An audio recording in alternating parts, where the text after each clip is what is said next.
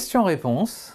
Aujourd'hui, on a une question qui nous vient de Marilyn. Bonjour Didier. Question. Comment vivre un management basé sur des valeurs altruistes, sur les talents de ses collaborateurs, lorsque l'on a nous-mêmes un N+1 qui n'est absolument pas en adéquation avec ce type de management et qui fonctionne plutôt par un management qui impose, voire même un management de la terreur. Merci. Merci à toi Marilyn pour nous avoir posé cette question. Donc le principe de ces capsules vidéo est assez simple. Vous m'envoyez une question enregistrée par WhatsApp ou un autre système.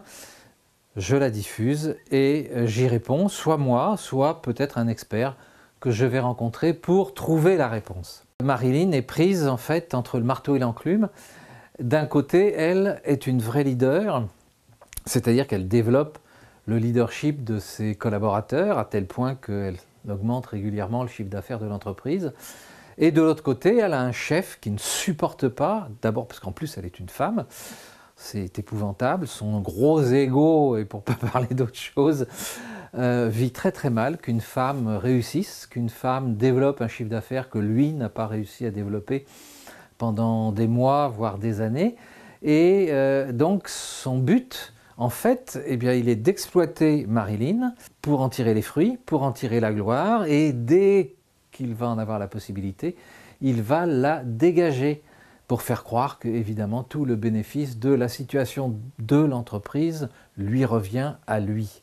Ce que ce brave homme, pour dire poliment les choses, n'a pas compris, c'est que lorsque dans une entreprise on a un leader, un vrai leader, ou une vraie leader qui développe le leadership des autres, on a donc une dynamique et un chiffre d'affaires qui augmente. Et le jour où il va virer Marilyn, eh bien, le chiffre d'affaires va dégringoler et il va se passer quelque chose. Alors comment faire Marilyn? J'ai pas fondamentalement une réponse. Mais s'il y a une chose à faire, c'est de faire savoir la qualité de ton travail et surtout le comment tu t'y prends. C'est d'expliquer à chacun de tes collaborateurs la relation que tu as créée avec eux, comment tu as créé cette relation et comment tu les amènes à développer leur chiffre d'affaires et à développer leur leadership. Il faut qu'ils soient extrêmement conscients de cette puissance que tu mets à leur disposition pour que le jour où tu partiras, eh bien, ils puissent soit continuer à exploiter cette mécanique, soit se rendre compte qu'ils ont besoin de quelqu'un qui leur apporte cette mécanique et de se trouver une place dans une entreprise qui aura cette qualité de management que celle que tu apportes.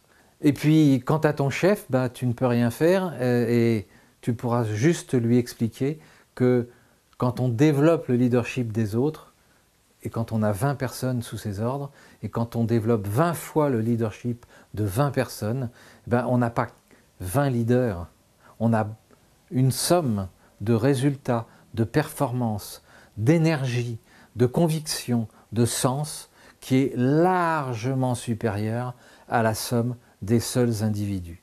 J'espère avoir répondu à ta question. Malheureusement, tu n'as pas le pouvoir dans cette entreprise, tu as juste le pouvoir de donner du sens, de développer le leadership des personnes avec lesquelles tu travailles, et c'est ça ta force, c'est ça ta puissance. Les meilleurs leaders, c'est leur pouvoir, c'est le jour où on les vire parce qu'ils sont trop bons.